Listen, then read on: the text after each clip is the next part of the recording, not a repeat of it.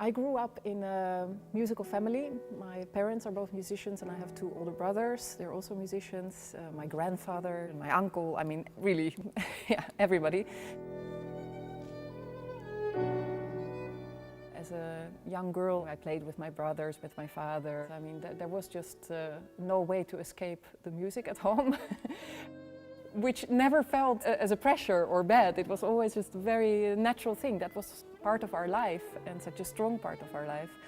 But then with 6 years old I got violin lessons and I had a wonderful teacher, Koosje Wijzenbeek is her name, and she is very well known in Holland for teaching young children, and she very much stimulates chamber music making.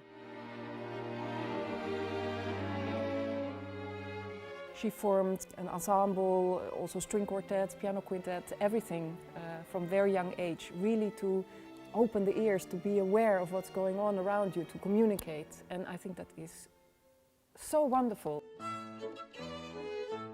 And so important that one learns that from the very beginning when one learns to play an instrument.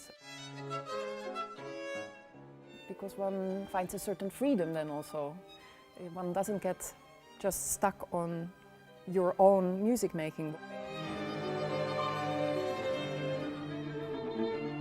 What you are producing, you're part of a bigger force or a bigger organism. I think that has been very special in my life, that I had that connection with her. Of course, that was also in my family. So this was always a very central thing in my life, to make chamber music. Music is such a, I guess it's just always been such a natural part of my life and of me, that whether I dream or I'm awake or whatever, it's kind of, music is always with me. The love for music came from birth, or my parents, they are both musicians. Also my grandparents from my mother's side. I mean, I think there was just always so much music in the family. So from the moment I was born, and already actually when I was in my mom's stomach, she was singing concerts. So I've just always been surrounded by music. I feel at home. Of course, I can say, and this is true as well, I feel at home when I make music. And at the same time, through the years, home has also more and more become the place where I am with my family, with my husband, with friends, and really being, really having this home base. And I think before, if I think back 10 years, something like this, or even 15, 20 years, it was very much, traveling, being on the road, playing music. And yes, in music I feel at home, and I still feel at home. But the home definition of home has changed over the years, and I really need that base and family.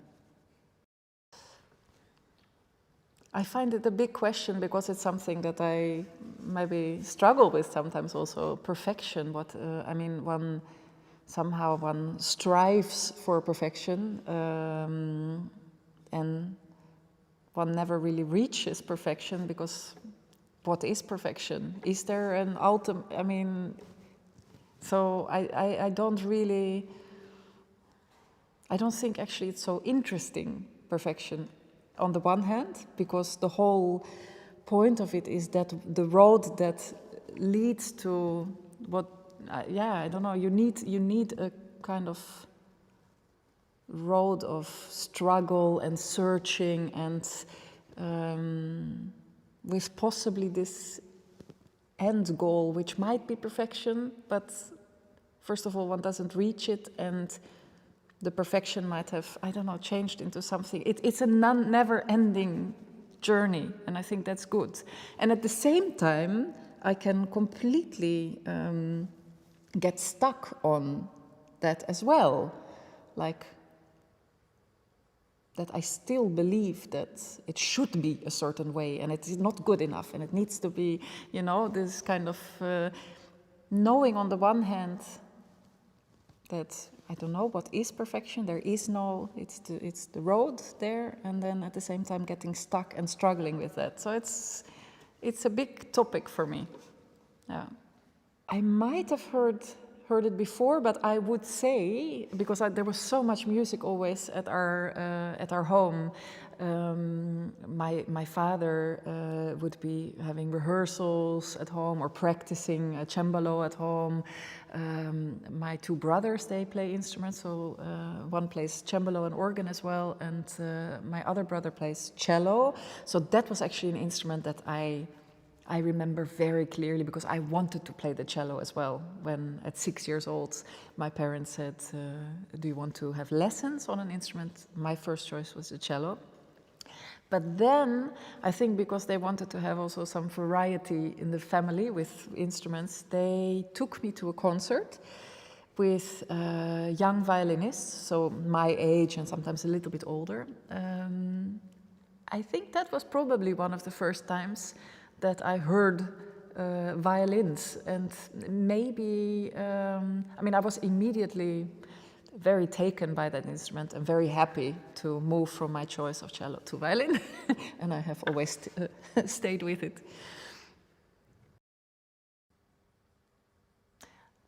I think the choices that I make in repertoire, what I would want to play, I choose the pieces that I really feel very connected to and that I love. And I mean, whenever I make music, I want to give, you know, everything, like all emotion, energy, just live every note in music and tell a story. And